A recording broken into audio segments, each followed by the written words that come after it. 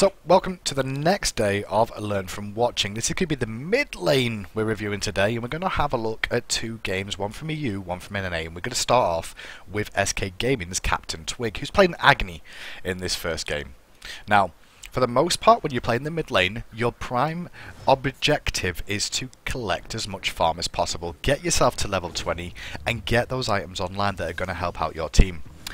You also have to keep an eye on the mid camps, which is a big important part of making sure you get that golden experience, and also rotations are important too.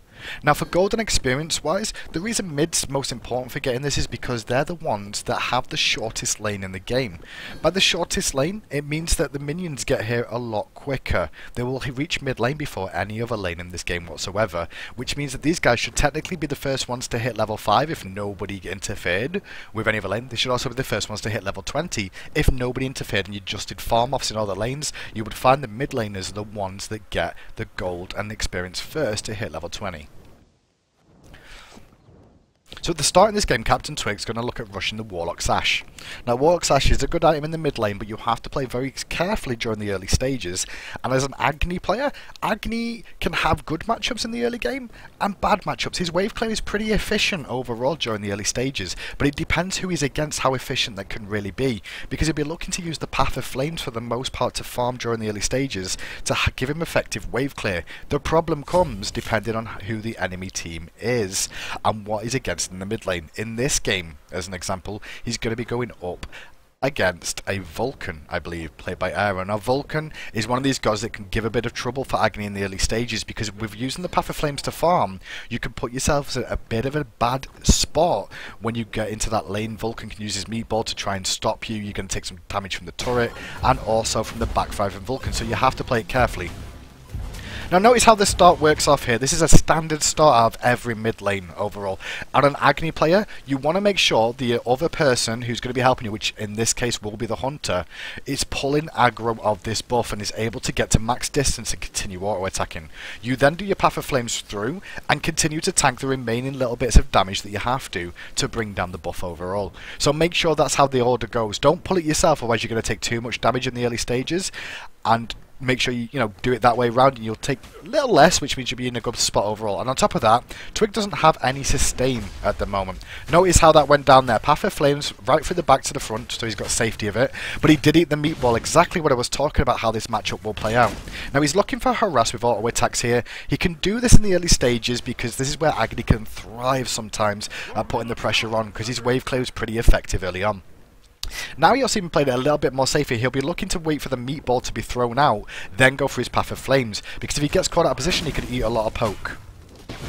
One thing we can't see from Agni in these games, just to be clear, is Agni's passive. Now Agni's passive does really help him out to clear out waves overall, especially if he starts using his Flame Wave here to just focus down the minions quickly. Notice how he used the Flame Wave, walks to the back of the minions again, paths into them again, and that's going to clear them down. And immediately he falls back. He doesn't go too aggressive just yet, eats a bit of poke there though, trying to land auto attacks. That trade did not go well for the Twigster. So he's got to position himself well. Now against a Vulcan, as you can see, stay at max range and most of the gods can actually clear this without taking any poke from it. But you have to be right on the cusp. If you walk too far forward, you will take free poke for free. Your right tower is under attack. Free poke for free. Now he's level 3. Keep an eye on what he chooses to do here. That 3-2 combo that he just pulled off there will instantly clear the wave in a second. And then straight back to base here, got to be looking 670 gold. What's he going to go back and pick up? He's going to pick up some mobility boots already with the beads. Notice how early he got an active in this. He's not been ganked already and went straight for an active. He got one straight away. Why would he do this? Well, let's look at the enemy team. It's a Serket. Now, Serket's Cobra's Kiss can have a real impact in the lane. If you get hit by a Cobra's Kiss, you're going to get pulled towards them for a second, and that can really disrupt you, on top of the fact if you've just used Path of Flames for getting away. Serket's mobility is very good at keeping up with an Agni. So these early beads are going to negate the fact that if Proxy comes in...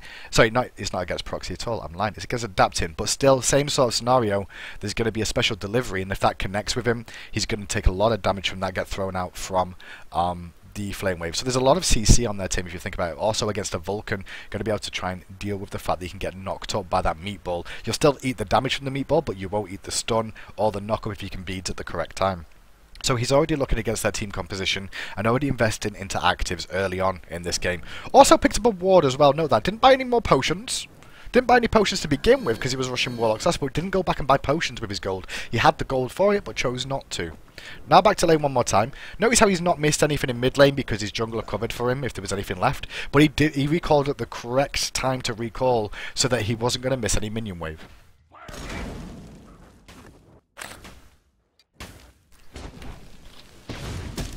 As you can see, a couple of auto attacks, then he threw out the 2, followed by the 3, and that clears the minion wave. With the 2 that he used there, the flame wave, the reason he did the auto attacks at the start was to proc his passive, which would allow him to do the tick damage of the burn.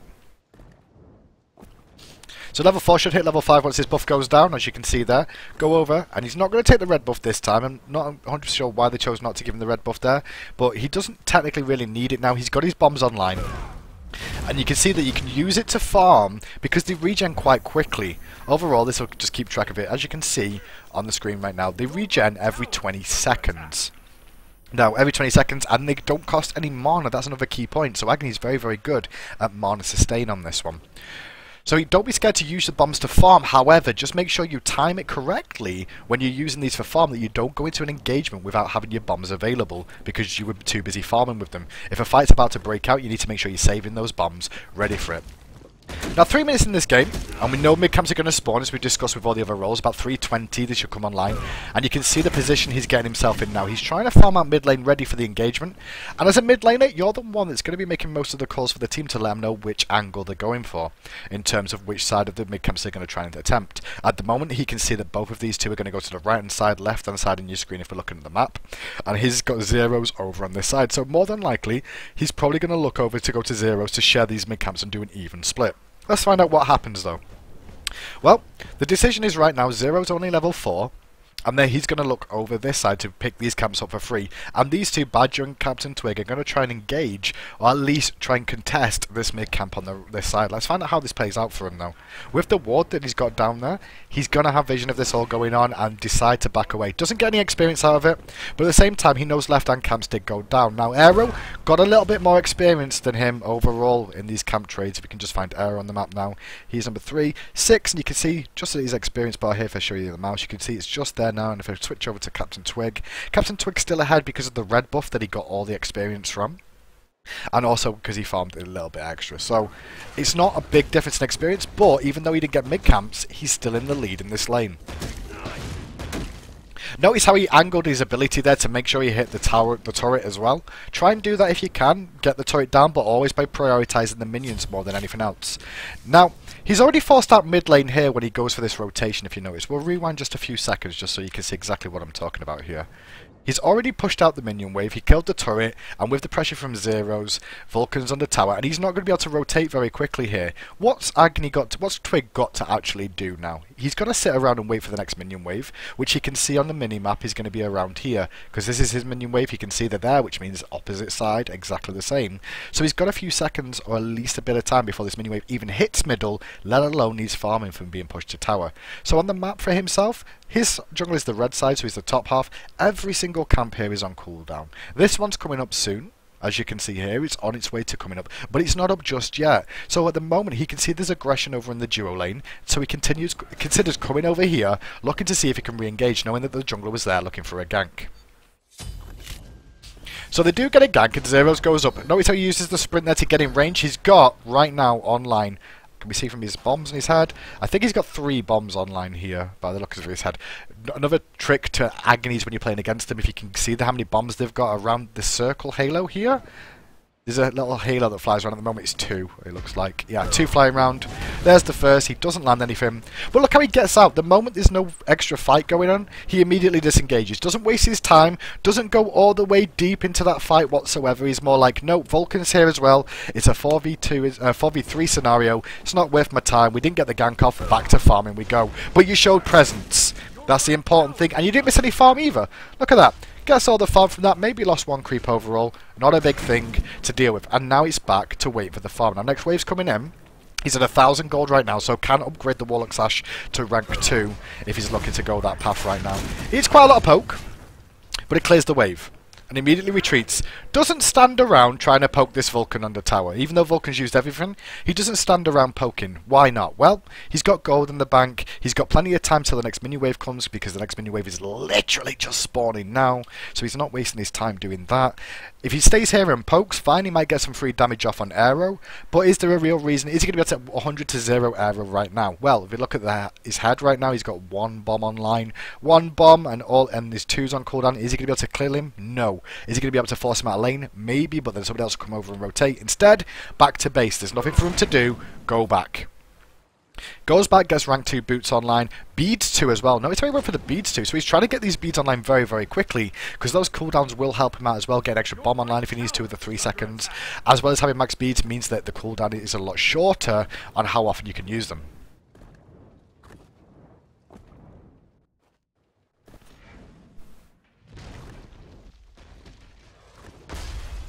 So back to lane once again.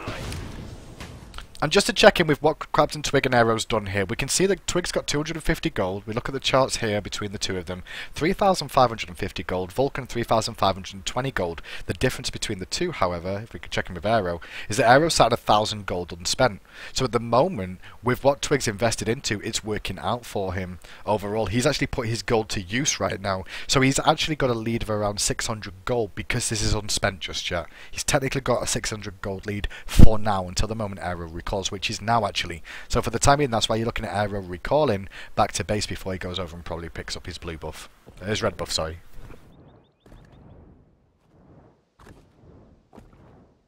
Notice how he wanders around as well as Captain Twig. He doesn't just sit in the lane waiting for the next minion wave. He wanders into the jungle just a step or two, just so he's not showing presence in the lane all the time. So people have to wonder where he is at any given moment.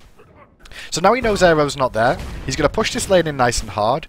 1, make it rain, 1, 2, and it's down. Notice at this stage of the game, he stopped using Path of Flames for farming. He's not using that anymore because this is his most important escape that he's got available to him. Other than his stun, which can help him have a bad spot, but he stopped using Path of Flames. He's now using 1 Rain of Fire, 1 Flame Wave to kill the wave out in its entirety, and then backing away. Now, because he's not used Path of Flames, he can get a few extra pokes on that tower like he just did, because he knows he's got beads 2 online. He's also got his Path of Flames to escape if he gets engaged on. Tower is under attack. See how unaggressive he is in this lane so far. He's not really gone too aggressive onto Aero. He's just poking him as he comes back in. Now, a little thing here that you won't think about as playing Captain Twig, but what Captain Twig did there was give away the fact that he's got a ward. Now Aero should know this as well, because he gave away a fact they've got a ward at this corner here, which you can see. Now how did he know this? Well, he hit him the moment he walked back into lane. So Aero should now be able to warn his team. Oops, wasn't supposed to bring that up. How do we get rid of that? That's not it. I brought something up and I didn't want it there. Get away! No! Thank you. So Aero now knows there's a ward there because he ate some poke on the way into lane. He knew he didn't have vision of any other way. So you've given away by doing that bit of poke that there is a ward in the area, so Aero can communicate that with the team. Now we get to the point in the game where Agni's going to start doing a lot of damage. He's got Flame Wave online, and this Flame Wave will be pretty much enough to clear the minion wave in its entirety if so required to do so, which means he can start saving these Make It Rains to do poke damage against the god he's against in lane. Now Vulcan is quite short range, so this is where this lane sort of changes to an extent overall. Now as you saw, mid camps came up, Vulcan used ultimate, and immediately they're looking to go across to the other side and see if they can defend it. However, they know there's 3 members there. Geb's not going to be in a position, so they don't try contesting. This is where a lot of players go wrong. Sometimes they try contesting an already lost battle. This battle was over before it even began, just because of the numbers advantage overall and the fact, you know, of who was in the area. So without Geb being there, don't even bother contesting. As long as you go 1 for 1 on these mid camps, it's not the worst thing in the world for you. You're not losing gold overall. So no panic out of Twig. He's not too worried. See how he didn't go aggressive there to go and clear that turret that time round because he didn't feel confident in what was going on. Instead, he's got time before the minions spawn once again, so he's rotating over to this side the second time. Now with Zeros here and himself, he may not get an assist, but he's showing presence and he's supporting his team. Notice by him going the way he did. Notice what he's done here. He's not got involved in this fight, not using the abilities in this fight, but he just stopped Aero and Dirges from trying to counter-initiate round this side by getting in this position where he is.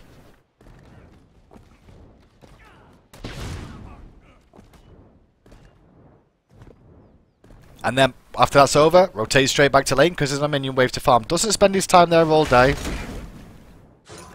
Your right tower. Ate some poke there because he was throwing a ward down. That's what that poke was all about, and why he stood there. Looked a bit silly, but it was because he was warding. So eat the poke for the ward, not the worst thing in the world. Now notice how he's not using too much mana, and he's not taking too much damage on his health bar, forcing him to have to go back to base until now. Now he'll probably base because he's got no potions available, but he should have enough with that Make It Rain to clear out the farm and have time to base now if he so chooses. Picks up the red buff and then bases. Now Vulcan, Aero now had the opportunity, because he got the poke off onto Agni, he's able to rotate. And what some Agnis do is they like to try and base here. You try and base out of lane. And so Aero's come to check the angle to see whether or not they're over, if he's actually basing here. At the same time is to make sure nothing crazy is going on around the Gold Fury, but there wasn't anyway because there's a ward down. But that's the sort of thing that you're seeing right now where Aero's rotating looking for something. See in the build now? Started Uncommon Sash, hasn't upgraded it, went straight for the boots for the mobility, which is good against someone like Vulcan. On top of that, max beads. Max beads at 7 minutes 48 in the game. Think about your games and how they go. Even when you're winning lane, you don't buy beads, you don't get these upgrades online. These beads, but they play a big part into the game. 7 minutes 40 in the game, let's see how it works out. So, on his way back to lane, there's a bit of a fight, a bit of a tiff going on around the Gold Fury right now, as both teams trying to eye for contention for it. But doesn't sprint all the way over there, just wanders back to mid lane, continues his farming. Level 10 right now, comparison to the rest of the team. Top level in the game for him, if we can press V, we should be able to see. Top gold, top player damage is on Vulcan. On the other side, not Agni on anything, but all he's trying to do is farm.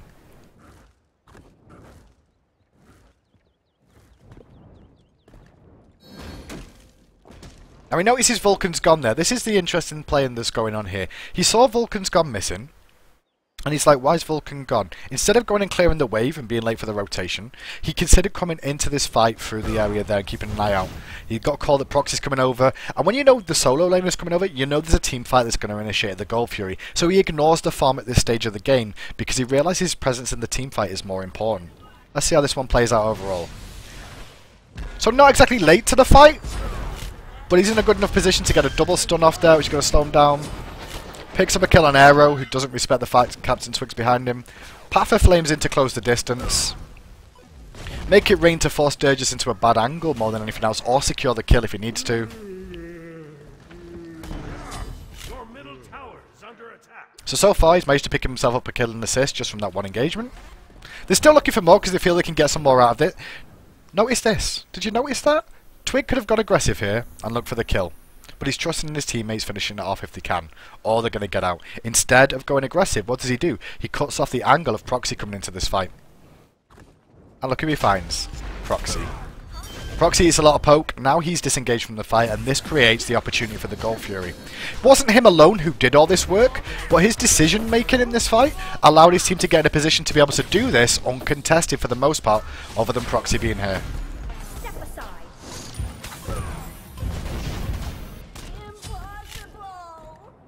So, Gold Fury goes in favour of Potato Boys, and that's pretty much very disappointing, unfortunately. But if you look at everything that Captain Twig did everything in his power to make that happen. Got 2 assists and a kill for himself, straight back to mid-farm, straight over to mid-camp straight after. That's what he's looking to do every single time. He knows mid-camps are up, he knows Badger's in position, throws a bomb over the wall that time, so he took some experience. Now he's looking for an opportunity for the other side. See how he threw the gas over the wall there? That's what just went on. He threw the gas over, hoping he'd get the last tick of something.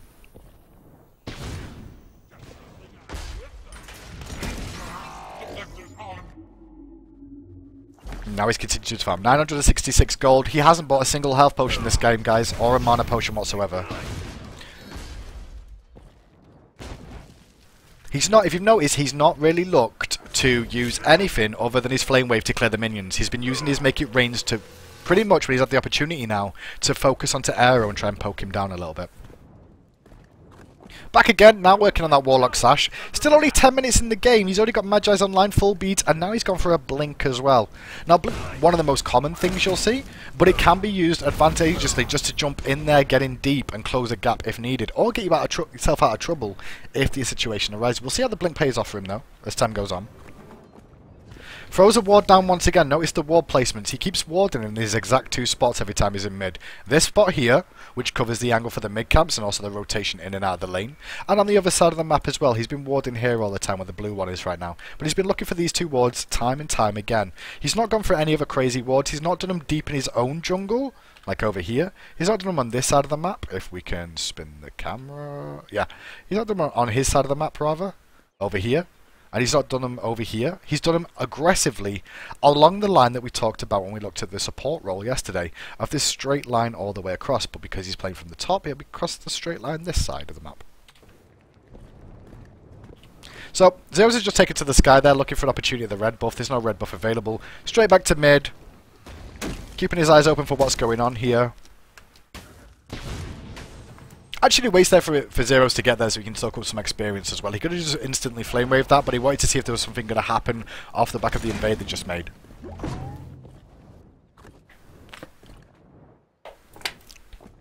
Notice the respect he's given to this lane as well.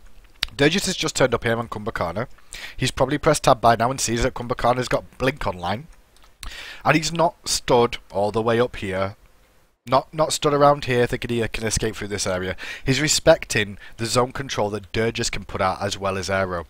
The meatball will land around this sort of distance from Aero's point of view, and Durgis would be able to blink into around this sort of area here and try and close the gap for Captain Twig. So Captain Twig positions himself exactly the distance he needs to. There's no reason to be too far forward at all times. Stand at the distance that's required for yourself. There's a meatball here. Here comes a blink I'm expecting. Nope, doesn't manage to get the blink. But he's noticed how he turned around the moment he got hit by the meatball. Didn't try and stand there and be like, oh, what's up? Just backed away. Flame wave down, nothing to farm, red buff on cooldown. Where can I go?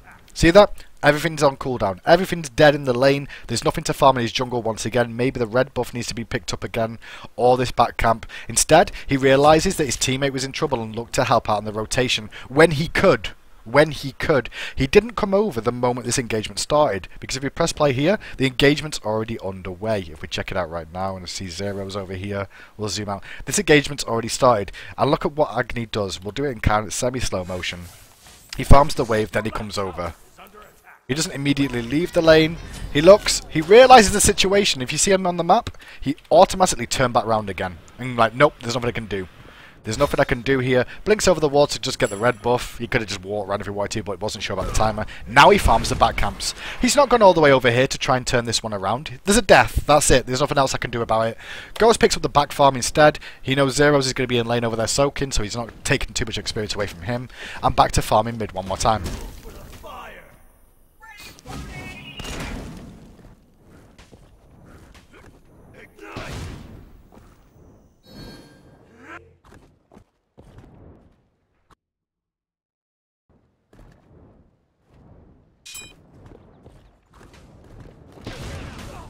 Have you seen how relaxed all the pro players in all the games we've covered so far make this game look? They're not overly aggressive in the playstyle at all. They're not going ham all the time. They wait for opportunities.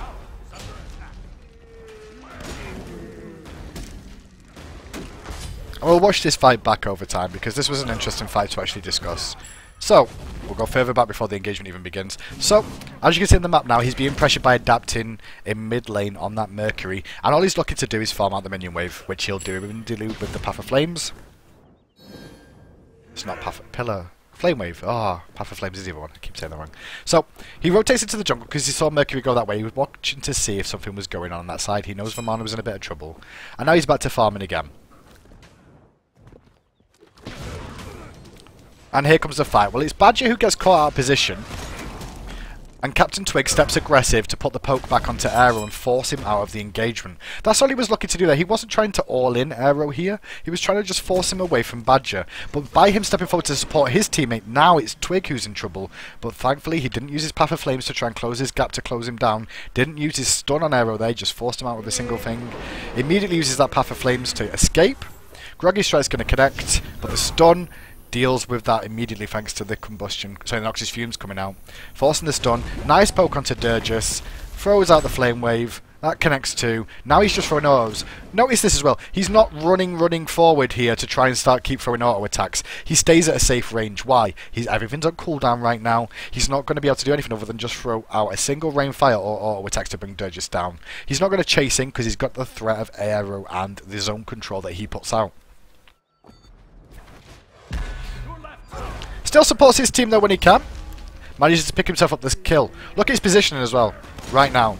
He's not chasing in still. He's not going deep to try and zone out aero. He's relying zeros to do that. All he's doing is staying at max range, throwing the autos down to bring down the passive. Doesn't go overly aggressive if he doesn't need to. And in the end, he picks up the kill for himself just from auto attacking.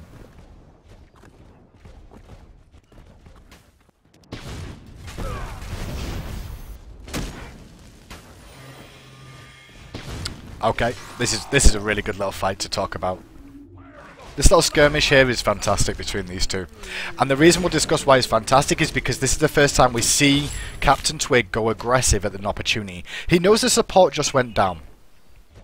That's the only information he's got right now when he looks for the aggression. But what he does know is he has Badger nearby and he also has Zeros nearby. And if he gets into trouble, those two will collapse and help him. So he clears the wave really effectively and really quickly. He's not respecting adapts in this one, but this is the opportunity he sees for himself. He's like, I think I can all in him here. I've got a bomb online, the stun comes out, and this is where we see the path of flames immediately dispersed. Now, where's the safe angle and why is he going aggressive here?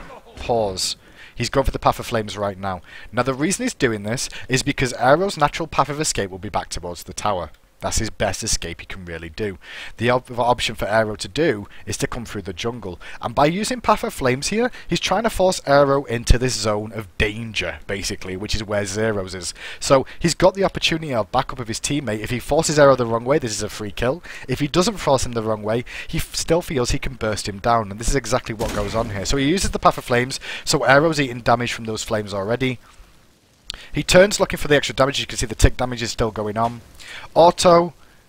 Now there's the beads. Why did he use beads here? He's looking for the flame wave because at this level right now, max rank 290 plus 50% of your magical power. We'll have a quick check in and just see his health bar. 473 health he's got right now.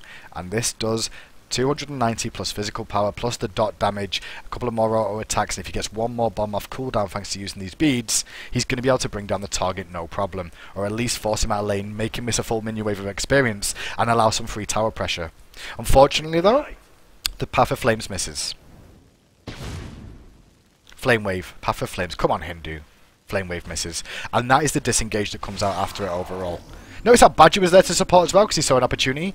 Now if Twig had anything else off cooldown there, Badger threw the shield out to soak the damage from the tower. It would have also meant that he could have tower dived if he had more skills available. But Captain Twig, right there, didn't go ham.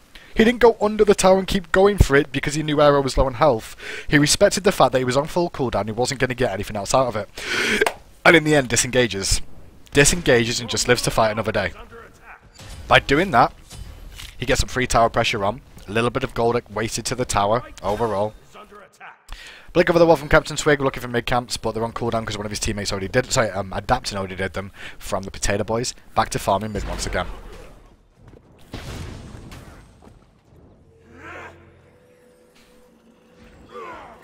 Your middle tower is under attack. Warlock Sash now online. Notice his wards as well. Notice his wards here. He's been going back getting a ward every single time. This time Sentry and an additional ward. Why Sentry? Because Gold Fury contestation is going to begin very, very soon. So he's going to have an extra Sentry for his team, which will help them win the ward battle that's always going to be around the Gold Fury. Back to lane. Path of Flames. Use defensively there just to farm the wave out and get back to a safe distance, not too worried about it. Actually saving the bombs now if you've noticed because he knows the Gold Fury fight's coming. Sentry ward was used. Wasn't used on the Gold Fury, was used here to make sure this is a big angle on when the Gold Fury fights start. This is one of the angles that the team will come through from. And especially this is the angle that Twig is more than likely going to pass through from himself. So him Sentry warding here is giving himself personal control and letting him know when I walk through here, these guys will not know I'm coming. Unless this ward gets taken by a sentry. So now I've got a safe path in and they don't know exactly when I'm going to turn up. And now with that sentry in place, he's able to rotate over to this lane where there's a gank going off. They don't know he's there until now. Now is the moment this team works, Potato Boys work out that Agony's here, because he's stepped through the next area of wards. Looks for the re-aggression here. Going to be looking for Aero. Notice how he tries to choose targets here. Went for Aero in this one for the time being. Only just used the Rain of Fire at the moment. Not used too much more. Bede's still on cooldown, but Bede's now back up as well.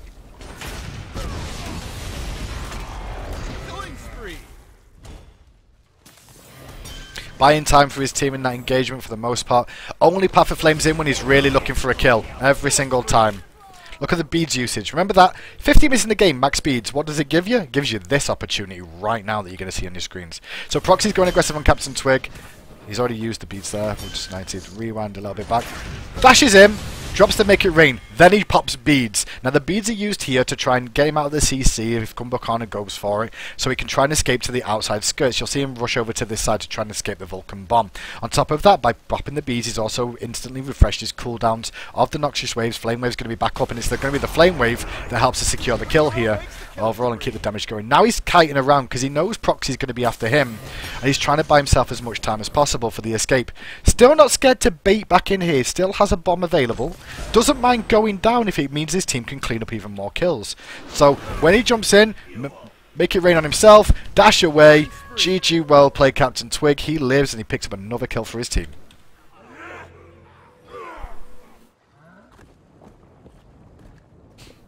"11 stacks him. Straight back we go to the lane. Now working towards the spear more than likely, or the Obsidian Shard. We'll see where he chooses to go. But see the score. 15 minutes in the game, 3-0-3. Has Twig gone overly aggressive? No. Not had to. He's let them make the mistakes for the most part, and did a couple of rotations when there's been nothing to farm. He's not rotated when he's got full minion waves building up and the mid lane is still here. He's rotated the moment there's been nothing for him to farm. Even if it means that one of his teammates might die in the other lane, he turns up the moment he can do when he knows there's nothing in his lane to deal with.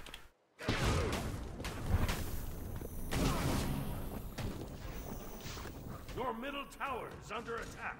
Your right tower is under attack. Your team has destroyed a left enemy.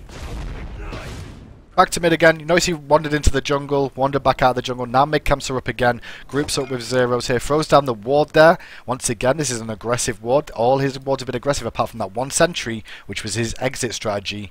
All across this line. Look at this line across the map right now that we can see coming out of SK Gaming. Ward here, ward here, ward over here, which was just put down right now by Twig, and another one is just up around here. So they've still got this rough line right across the map, so they kept granting themselves vision the whole time. So now he's farmed mid once again. Now he rotates.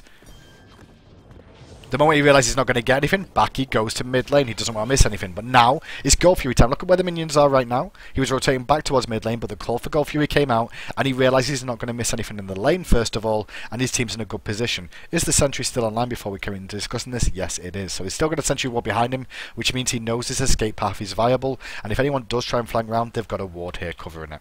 So let's have a look how this one goes. I don't want to do this in fast motion, so we're trying to slow it down a bit. Not scared to use all his abilities to burst that down immediately. Doesn't save everything there in case it's an engagement. This time it was their call to try and do it very, very fast. Twig burned all his load. He burnt through everything there to bring that down as quick as possible. Immediately, what does he do straight after? Don't look for a fight. They don't look for a fight there. They look to disengage immediately. They get that, and he goes straight back to farm in the mid lane.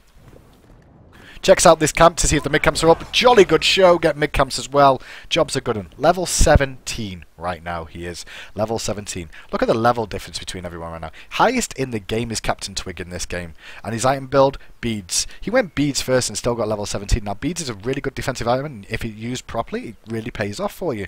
And he's starting to pay from this game. And all Twig's done is farm. Not done anything fancy. Not done anything fancy at all. Doesn't get himself caught out of position. Just play safe for the most part. The only times you ever see him go aggressive on this Agony play is when there's a kill available. And this is how Agony should be played. You shouldn't be looking for constantly going in deep and trying to get a kill at every opportunity. He's doing it for the most part to only go aggressive when he can confirm a kill, or there's a high probability of a kill to be confirmed. Other than that, he's just farmed.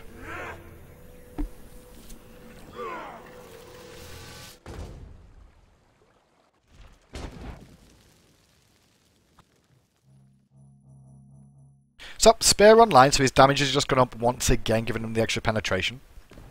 Still working on that Warlock Sash. Notice it's not fully stacked or anything crazy like just yet. Didn't rush this Warlock Sash. You saw he got boots online first of all. But now he's supporting his team once again.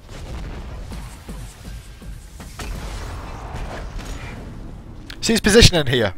See his positioning through this whole engagement. He's not running ham deep into here. He's not a frontline god. He's a mage. He's staying at the back. He could use his Path of Flames here to close the gap if he so wished to. But in doing that, he puts his CD on cooldown, so his escape on cooldown, and could put him in a bad spot if this fight turns. Keep an eye on how he plays out the rest.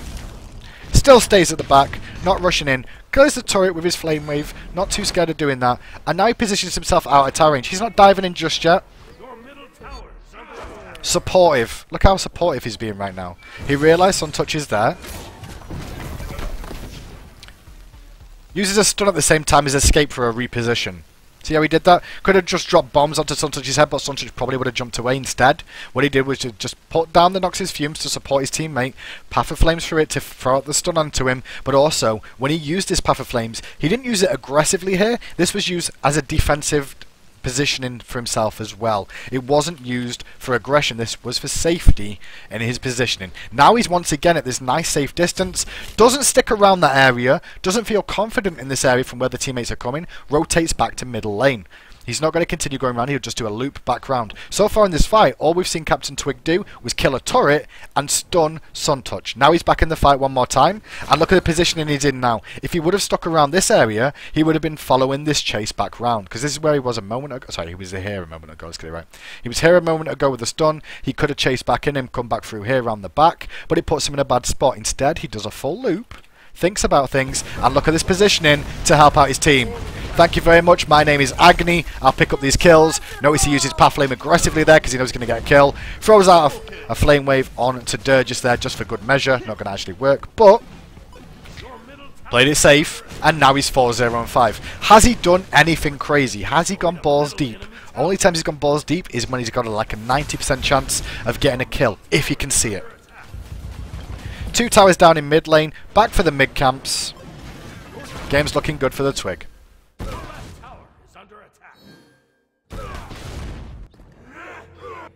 Only sustain Captain Twig's had in this game as well, guys, is Vampiric Shroud. That's all he's had. He's now not had any other terms of sustain for extra regeneration, not bought health potions, not bought mana potions all through this game. But see how often he's actually based overall. He's not based that often when he's had to, but he's not taken free poke for nothing.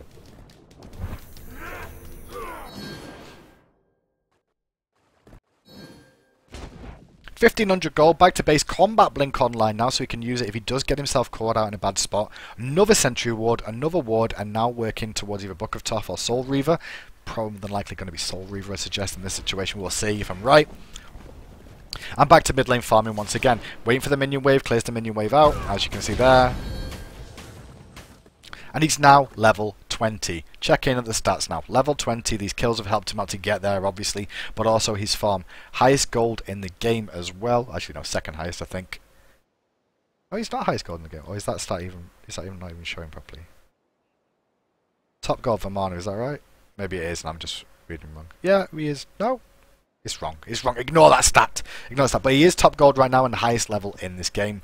Also has 4 kills online for himself. So he's not doing too bad. Most highest kills in the game as well. Goes over, picks up red buff back to mid lane once again. Notice where mid lane is now. Now he can allow the tower to push a little bit here. And he can afford to lose a little bit of experience in gold because he's so far ahead. He's ahead of everybody now. So now if he does choose not to farm, he is allowed to do this because he's at the max level already. So the experience isn't as important. But he's also got the gold advantage, which means he can put the pressure on. Now Aero tried to clear a ward there, didn't respect the fact that they were all going to come for him. See Captain Twig's position in here? Didn't use Path of Flames, didn't use Combat Blink to close a gap there to confirm a kill, relied on his teammates to do it. If the kill doesn't come, the kill doesn't come. That's end of days. You don't carry on, you don't chase too far. Captain Twig's only using his abilities when he can get 100% get a kill, and he doesn't have to rely on a teammate to do it. It has to be him that gets the kill. Playing a very supportive mage, even though he's someone like Agni. See how he didn't chase again, didn't use any more abilities, just went back to the Gold Fury, start that one off. The focus onto Durgus there was more than likely to give them the opportunity for the Gold Fury where they couldn't contest it.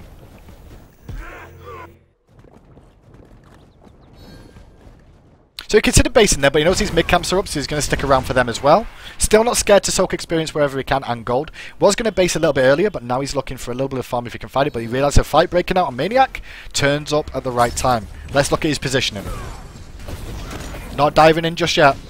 Not diving in just yet. Now he's diving in. Why? He's got an opportunity. He's got teammates with him. He's trying to help out Maniac. Everyone realises he's big. He's Captain Twig and his damage is through the roof. What else does he have available to him right now that is allowing him to do this? He's got that combat blink online now. So he's using this aggressively, not to get 100% guarantee a kill like we've seen before, but now we've transitioned to the stage of the game where the actives are going to play a part in it, and he feels more comfortable in his own role and his strength he's got from the god he has.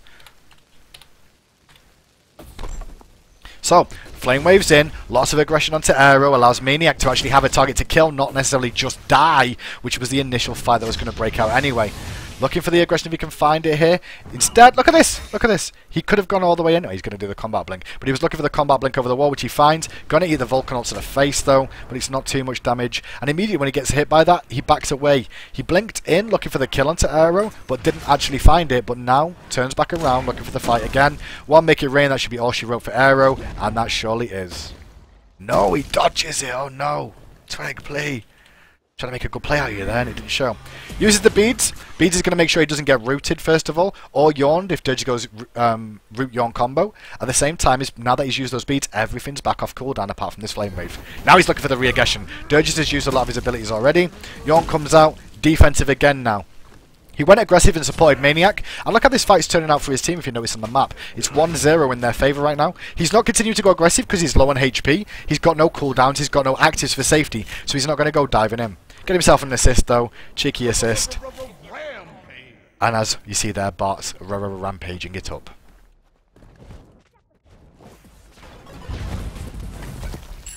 Takes Fire Giant back to base by the looks of it, and what we're going to get land there's the Soul Reaver, sold the Vampiric Shroud. And we're in a great position as Captain Twig, 4-0-7 now. Has he done anything crazy? He's only gone crazy when he's had defensive stuff available, such as his beads, or he's had the combat blink available. The only aggression we've ever seen out of him that was not controlled aggression was the moment where he went all in on the... It's actually, we've not seen a moment of controlled aggression come out of him. There's been no moment where he's gone over the top. He did go big in mid lane against Aero earlier on, but when he didn't have anything else to finish him, he missed that flame wave. That was all she wrote for Captain Twig's aggression in the game. And from this point onwards, it's pretty much closed out the game. Keep an eye on his positioning as we try and fast forward through most of this fight now. Because he's not going all the way up to the front line. He's sticking with his teammates, allowing his team to do the most part. Stands off to the side to give a different angle. Not scared to go aggressive again. Look at that stun. One bow combo with the Make It Rain as well. Still got combat blink and bleeds online. Going to tank up the tower here, as he's got tower aggro.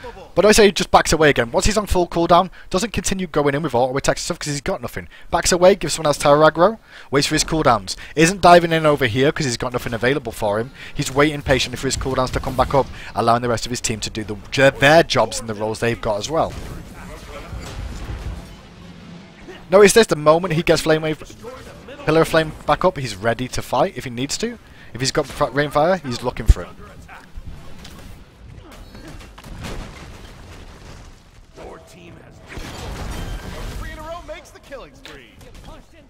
So, what can we take out of this game overall when we look back over what Captain Twig did? He didn't do anything aggressive.